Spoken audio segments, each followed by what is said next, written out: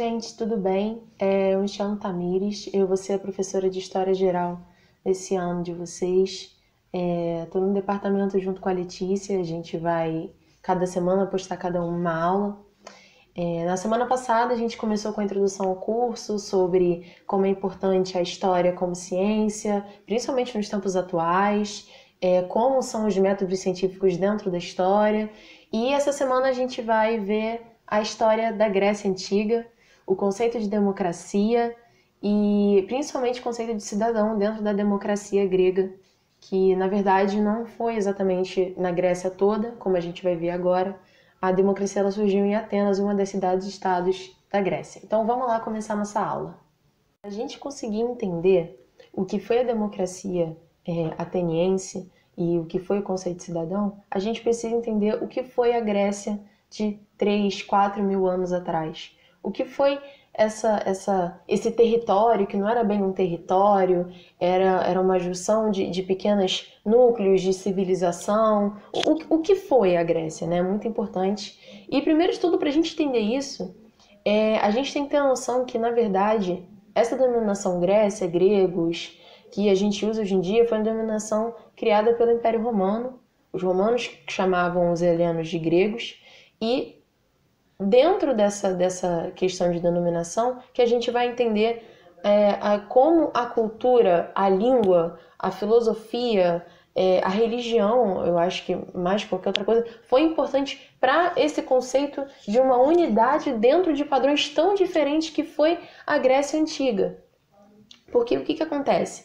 A Grécia Antiga ela foi formada por 4 povos, eu vou pegar uma colinha aqui, porque senão eu vou acabar esquecendo, que foram os cretenses, aqueus, dórios e jônios. Esses 4 povos, dentro de uma unidade, língua, cultura, religião, eles resolveram se unir e se identificar como helenos. Só que, ainda assim, eles viviam de maneiras completamente diferentes. Até porque, nessa hora, é importante entender um pouco a geografia da Grécia. A Grécia, no lugar que ela se localizava antes, era um lugar muito montanhoso, muito difícil de você cultivar, de você sobreviver. Então, nos primeiros anos, a Grécia era basicamente um lugar de exportação de povos. Por mais que eles se identificassem com essa cultura e eles sentissem essa unidade, nada prendia eles ali. Porque é justamente a gente entender que, para eles serem gregos, helenos, eles não precisavam estar no lugar.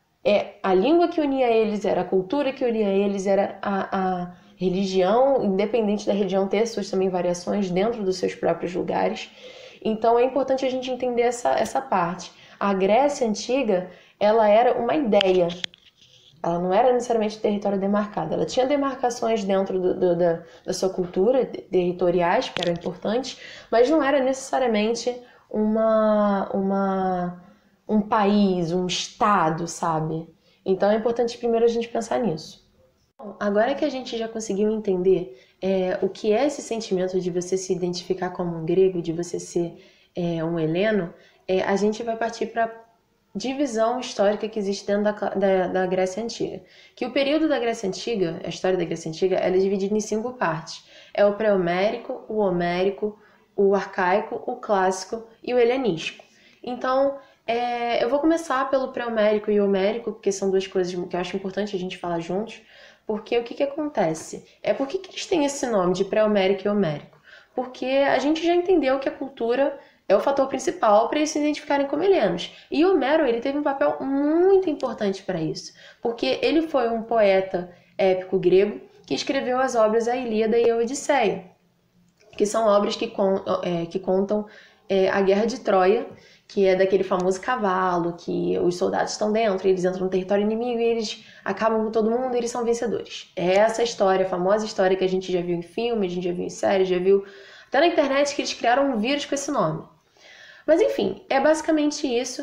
E essas 2 obras, elas sintetizam o que é você ser um heleno, que é a língua, a religião, o épico, sabe? Eles realmente acreditavam nisso, eles acreditavam que eles tinham ligações diretas com os deuses e que os deuses interferiam diretamente na vida deles. É a religião deles. Então, basicamente, você ser um heleno é você se identificar com a história do Homero, que para eles não era uma história, não era um conto, era uma narração, era uma verdade. Inclusive, hoje em dia tem historiadores que discutem sobre a veracidade da Guerra de Troia, se Troia realmente existiu ou não existiu, mas enfim.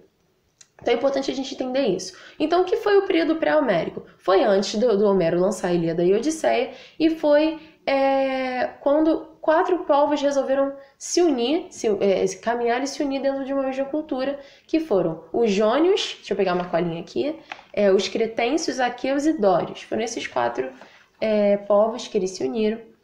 E já no período homérico, foi logo depois do lançamento da Ilíada e da Odisseia, foi quando esses povos eles começaram a realmente se organizar. Porque o que aconteceu? O território que eles estavam da Grécia Antiga era um território muito difícil de você sobreviver, de você cultivar. Então, as pequenas pessoas que conseguiam um lugar bom para elas conseguirem sobreviver e plantar, enfim, a agricultura de subsistência, eles ficaram ali e eles começaram a ter um certo poder. Então, o que acontece? O nome desse processo é a formação dos zoicos. O que são os zoicos? Que tem a ver com família. Os zoicos são pequenos núcleos econômicos familiares de agricultura e subsistência que passaram a ter um poder a mais, passaram a ter vantagens por conta disso. E dentro desses zoicos surge uma estrutura que ficou o resto da história da Grécia inteira, os 5 períodos, que foram o patriarcado, que foi o patriarcado. E o patriarcado consiste na questão do homem, na dominância do homem sobre sua família, sobre a economia, social, política, tudo isso. E era exatamente isso que acontecia. Dentro dos zoicos, quem mandava era o pater, o pai, que era o homem, que ele tinha o poder sobre tudo. E, assim, ele podia mandar na mulher dele, podia mandar nos filhos, a porta que ele abria para sair de casa era dele, tudo era dele. Então, o poder estava na mão dele. Se ele era uma das poucas pessoas que conseguiam sobreviver dentro daquele território muito difícil de você plantar, ele tinha um poder. E isso aconteceu com alguns homens dentro dessa estrutura grega da época. E aí, nisso começaram a surgir os nobres. Porque eles começaram já que eles têm poder, então a gente vai começar a mandar, a gente vai ser importante. Eles começaram a dividir o poder entre eles. E basicamente a Era Homérica, ela acaba aqui. Agora que a gente já entendeu a importância das oligarquias para a história da Grécia, e principalmente para a democracia, né? Porque as oligarquias, elas que definiram o que é fazer política, né? Elas que separaram as cidades e estado, porque cada um tinha o seu núcleo de aristocratas que mandavam e desmandavam. Eles faziam um consenso entre eles que mandavam e desmandavam nas cidades e estado. Só que o que acontece? As oligarquias elas acabaram perdendo o poder e agora a gente vai focar em uma delas, que é a oligarquia de Atenas, porque o que acontece? Elas foram perdendo a força, né, por conta das outras formas de riqueza que foram surgindo, e quando chegou Clístenes em Atenas, que era um aristocrata também, ele resolveu tomar o poder, ele deu um mini golpe ali, ele chegou e falou assim, olha só, a partir de agora, você ser aristocrata ou não vai definir se você vai poder contribuir com a política ateniense ou não. Isso não tem nada a ver da sua condição financeira, não tem mais nada a ver. Agora, todo cidadão ateniense vai poder participar da política. E preste atenção, cidadão ateniense. O que era ser um cidadão ateniense? Era você ser uma mulher, poderia ser uma cidadã ateniense? Um estrangeiro? Um escravo? Pessoas menores de 21 anos? Não, elas não poderiam ser cidadãs atenienses. O que caracterizava uma pessoa como cidadã ateniense? Um homem maior de 21 anos, ateniense e filho de pai e mãe ateniense. Ou seja, sei lá, só 10% da população ateniense poderia fazer política. Poderia estar dentro desse sistema democrático. Só que assim, para eles realmente era uma democracia, porque dentro do conceito de cidadão deles, era isso que tinha realmente o poder, uma inteligência, uma capacidade de contribuir com a política ateniense. E foi isso que foi durante toda a vida. Se você não fosse um homem, se você não tivesse maior de 21 anos, se você não fosse nascido em Atenas de filho, pai e mãe ateniense, você não poderia. Se você fosse um escravo, você não poderia. Você podia cumprir praticamente todos os pré-requisitos. Mas se você fosse um estrangeiro, você não poderia participar da democracia ateniense, da política ateniense. Então, enfim, basicamente isso. para a gente entender o que era ser um cidadão grego, o que era ser um cidadão grego, desculpa, o que era ser cidadão ateniense e como funcionava a democracia ateniense. Não é nem como funcionava, era para quem ela servia. Porque assim, eles decidiam, só que aquilo valia para todo mundo, valia para as mulheres, valiam para as crianças, valiam para os estrangeiros, valiam para os escravos. Então, assim, é uma questão que eu acho que a gente precisa pensar, é uma coisa legal de estudar, mas a gente precisa pensar sobre esse conceito de democracia, né? Inclusive a gente fazer uma comparação com hoje em dia, sabe? Para que a nossa democracia, olhando para a democracia grega, por quem ela é feita, para quem ela é feita e quem ela abrange. É uma coisa legal da gente parar para refletir dentro dessa discussão que a gente está tendo. Dessa democracia ateniense, eles definiam algumas regras e algumas delas eram para justamente não acabar acontecendo do poder ficar acumulado na mão de uma pessoa por muito tempo, ou de poucas pessoas por muito tempo. Então eles estavam sempre revezando no poder. Todos eles tinham o direito de se eleger, todos eles tinham o direito de refutar, tinham o direito de questionar, todos eles, em um determinado dia do ano, eles tinham o poder para mandar e desmandar, podemos dizer assim. Então, uma dessas regras, né, para isso, era a questão seguinte: quando uma pessoa era eleita ou sorteada, o que acontecia muito eles sortearem também, porque eles achavam muitas vezes que a eleição era injusta. O que acontece? Eu já falei que a questão econômica ela não caía mais dentro dessa realidade democrática de Atenas. Então, eles entendiam que com isso, as pessoas que tinham dinheiro dentro dessa democracia, elas poderiam ter uma vantagem. Elas poderiam comprar votos, elas tinham tempo e dinheiro para estudar mais e melhor, sabe? Para ter uma oratória melhor para convencer as pessoas. Então, alguns cargos dentro da democracia, eles definiam como sorteio, para justamente não ser injusto. Enfim, o que acontece? Quando uma pessoa era eleita ou sorteada, ela não podia ficar por mais de um ano. O mandato dela durava um ano e, se ela quisesse se reeleger, ela não poderia fazer isso logo em seguida. Ela teria que esperar um tempo para aí sim ela se candidatar de novo. Então essa era uma das regras. Outra das regras que eles criaram para conseguir manter a democracia era do ostracismo. O que era o ostracismo?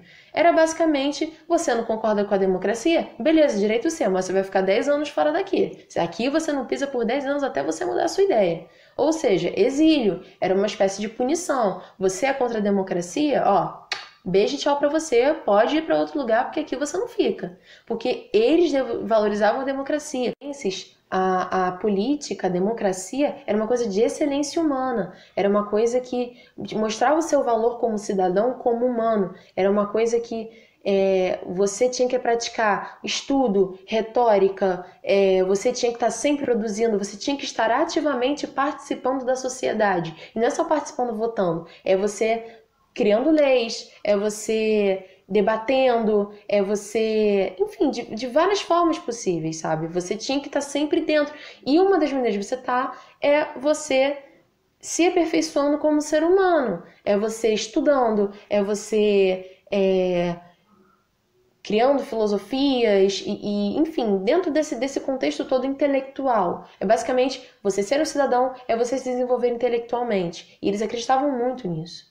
Enfim, agora que a gente já conseguiu entender como surgiu a democracia ateniense, a tão famosa democracia, e que hoje em dia a gente vê até hoje reverberando pelos países do mundo todo, a gente pode fechar o período arcaico e agora a gente vai para o período clássico. Porque no período clássico, como o nome já diz, é a Grécia clássica que a gente conhece, aquela Atenas principalmente, né? Da onde saíram os filósofos que a gente conhece até hoje, Sócrates, Platão, Aristóteles, entre muitos outros. Foi quando a democracia atingiu o seu auge, assim, tava dando muito certo as coisas lá dentro. Cara, teatro tava despontando, música, arquitetura, ciência, filosofia. Nossa, mas eles estavam assim no ritmo que só foi. Eles estavam indo com tudo. E só que é o seguinte, isso não foi só por questão de estar literalmente o sistema deles dando certo. Tiveram pequenas coisas ali que contribuíram e coisas que Atenas fez, enfim, o governo de Atenas fez propositalmente para eles darem certo. O que acontece? No período clássico aconteceram algumas guerras, e uma delas foram as guerras médicas, que foram a guerra contra os persas. E assim, no final de tudo, a Grécia saiu vencedora. Só que o que acontece? A Atenas ela teve uma ideia, ela falou assim, pô, vou falar aqui com as outras cidades e estado e eu vou criar uma liga. Porque se esses caras vierem atacar a gente de novo, já sabe, aqui você não vai mexer de novo, porque a gente já vai estar preparado, não vai ter perigo nenhum. E é isso, ó, estamos de olho aberto. E até aí tudo bem. Só que o que acontece? Atenas, muito espertamente, estava pegando o dinheiro que estava circulando dentro dessa liga e falou assim, pô, vou usar esse dinheiro a meu favor. O que eu vou fazer? Vou investir dentro da minha própria cidade-estado.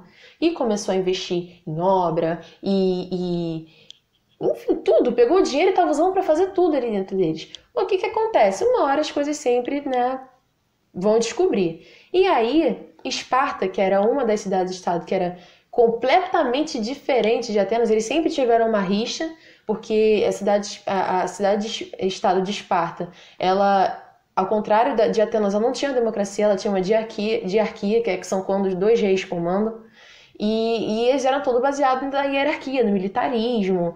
Eles eles não acreditavam nessa coisa de você ficar falando o tempo inteiro. Eles tinham um termo chamado o laconismo, né? Que assim, quanto menos você fala, melhor, sabe? Se você falar muito, você vai começar a questionar as coisas e aí já era.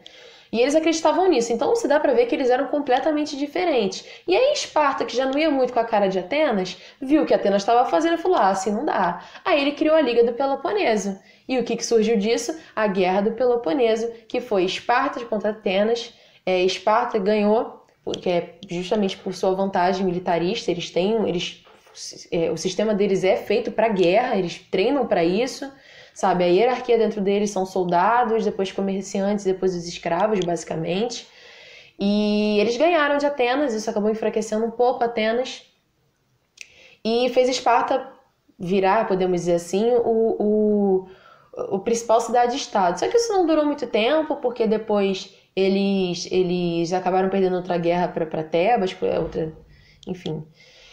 Só que no final disso tudo, o que a gente pode tirar desse período clássico? Que foi da ascensão à queda de Atenas, porque Atenas se enfraqueceu do mesmo jeito, a mesma coisa que enriqueceu muito Atenas, que foi a questão da democracia e deles pegarem esse conceito democrático para se enriquecer, assim, tirando vantagem de outros, também fez eles caírem, porque descobriram, aí eles perderam a Guerra do Peloponeso e eles se enfraqueceram.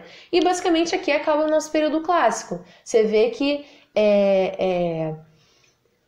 a democracia em Atenas ela continuou existindo, por mais que eles tivessem enfraquecido, eles não pararam e continuaram. Só que o que acontece? A gente entra no período helenístico, que foi basicamente Atenas já muito fraca, continuava tendo a democracia nela, mas já estava muito fraca, já não tinha mais tanto dinheiro, sabe? As guerras internas entre cidades e estados, a guerra contra a Esparta prejudicou muito Atenas. Então chegou um cara chamado Filipe da Macedônia, que é o pai do Alexandre o Grande, e ele, com todo o seu poderio, conquistou Atenas, e Atenas acabou se tornando um pequeno território dentro da grande conquista que teve ele e o Alexandre. Então, assim, basicamente é isso. Esses são os períodos históricos da Grécia Antiga.